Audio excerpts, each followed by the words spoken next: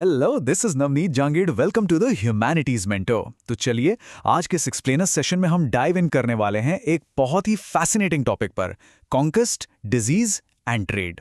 Seriously, ये topic ना हमें एक क्लियर पिक्चर देता है कि ये जो हमारा आज का मॉडर्न ग्लोबल वर्ल्ड है, ये आखिर बना कैसे। कौन से वो हिडन फैक्टर्स और इंटरकनेक्शंस थे जिन्होंने पूरी दुनिया को एक धागे में पिरो दिया। आज का हमारा एजेंडा है the world shrinks, exploring the Indian ocean, discovery of the Americas, El Dorado और फाइनेंसिंग ग्लोबल ट्रेड। अब देखिए, डिजीज वाले पार्ट को हम डेफिनेटली आगे पार्ट 2 में कवर करेंगे, लेकिन आज का हमारा पूरा फोकस रहेगा उस इंटेंस डिजायर फॉर ट्रेड पर और उन माइंड ब्लोइंग अर्ली डिस्कवरीज पर जिन्होंने प्री मॉडर्न वर्ल्ड की पूरी शेप ही बदल कर रख दी। तो बिना किसी देरी के शुरू करते हैं section 1, the world shrinks, connectivity through sea routes. आपने अक्सर हिस्ट्री की बुक्स में एक एग्जैक्ट फ्रेज पढ़ा होगा कि the pre modern world shrank. अब इसका आखिर क्या मतलब है? देखिए, कोलंबस निकले थे इंडिया ढूंढने और अचानक से अमेरिका पहुंच गए, राइट? और वास्को द गामा ने इंडिया के लिए एक लंबा नया सी रूट ढूंढ निकाला। लेकिन एक ऑब्वियस सवाल दिमाग में आता है, क्या सच में pre modern world physically shrink हो गया था? मतलब क्या लिटरली जमीन अचानक से सिकुड़कर छोटी हो गई थी? वेल, एब्सोल्युटली नहीं। अर्थ का साइज तो बिल्कुल वही था। तो फिर इस phrase pre modern world shrink का एक्चुअल प्रैक्टिकल मतलब क्या है? एक्चुअली इन सी रूट्स की डिस्कवरी से पहले एक लंबा गैप था। मान लीजिए, अगर किसी को अमेरिका और इंडिया के बीच ट्रैवल करना हो, बीच में इतना बड़ा समुद्र था कि ये ज्योग्राफिकल बैरियर्स प्रैक्टिकली इनसरमाउंटेबल लगते थे। लोग कंप्लीटली डिस्कनेक्टेड थे। लेकिन जैसे ही ये नए सी रूट्स डिस्कवर हुए, तो अचानक से एक हाई कनेक्टिविटी आ गई। उन रास्तों ने बेसिकली ट्रैवल डिस्टेंस और टाइम को उतना ही छोटा और एक्सेसिबल बना दिया। इसी डिस्टेंसेस के गैप को कवर करने के सेंस में बोला जाता है कि दुनिया श्रिंक हो गई थी। और आप जानते हैं, यही हिस्टोरिकल श्रिंकिंग का जो कॉन्सेप्ट है, वो आगे चलकर उस मॉडर्न आइडिया को जन्म देता है जिसे आज हम ग्लोबल विलेज बोलते हैं। ग्लोबल विलेज का सिंपली यह मतलब है कि आज दुनिया के सारे कंट्रीज आपस में सुपर क्लोजली कनेक्टेड हैं। जो पहले मैसिव फिजिकल बैरियर्स हुआ करते थे, आज हम उन्हें फास्ट ट्रांसपोर्ट जैसे एयरप्लेन्स की मदद से आसानी से क्रॉस कर लेते हैं। तो हिस्टोरिकली जो वर्ल्ड श्रिंक होना शुरू हुआ था, आज एग्जैक्टली वही एक मॉडर्न ग्लोबल विलेज बन चुका है। Moving on to section 2, exploring the Indian ocean, the quest for trade. अब यहाँ एक कॉन्सेप्ट क्लियर होना बहुत जरूरी है। यूरोपियंस के आने से सदियों पहले ही इंडिया का अपना एक एक्सट्रीमली रिच, एडवांस्ड कल्चर था और एंशिएंट टाइम से ही दुनिया भर के साथ हमारा ट्रेड नेटवर्क वेल एस्टैब्लिश था। और लिटरली यही वो वेल्थ थी जिसने यूरोपियंस को इतना ज्यादा अट्रैक्ट किया। एक सोर्स टेक्स्ट लिटरली कहता है, they crisscross the Indian Ocean. ये early European sailors specifically trade के पर्पस से अपनी बड़ी बड़ी शिप्स लेकर समुद्र में उतरे थे। वो आते थे इंडिया को ढूंढने और इस लगातार प्रोसेस में उन्होंने इंडियन ओशन को पूरी तरह से क्रिस क्रॉस कर डाला। मतलब पानी में रास्तों का एक पूरा जाल ही बिछा दिया। और इसका नतीजा क्या निकला? जब एक बार इस तरह का पूरा नेटवर्क डेवलप कर लिया गया, तो इन नई रूट्स की डिस्कवरी ने ग्लोबल ट्रेड को प्रैक्टिकली मैसिवली बूस्ट किया। उनकी उस इंटेंस क्यूरियोसिटी और ट्रेड करने की भूख ने इंडियन ओशन को एक बसलिंग कमर्शियल हब में बदल दिया।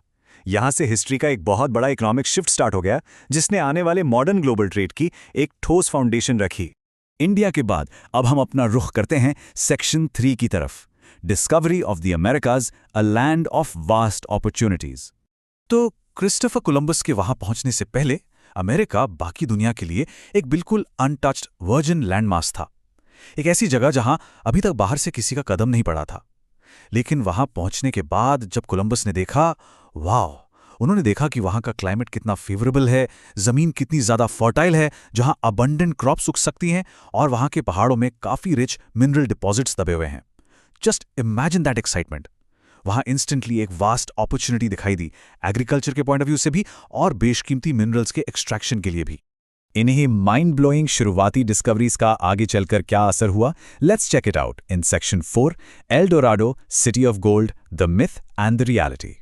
देखिए, जैसे ही कोलंबस ने अमेरिकास को डिस्कवर किया और यूरोप में यह खबर आग की तरह फैली कि वेस्ट में एक बहुत ही मैजिकल जमीन और बेशुमार खजाना मिला है, वाइल्ड रूमर्स उड़ने लगे।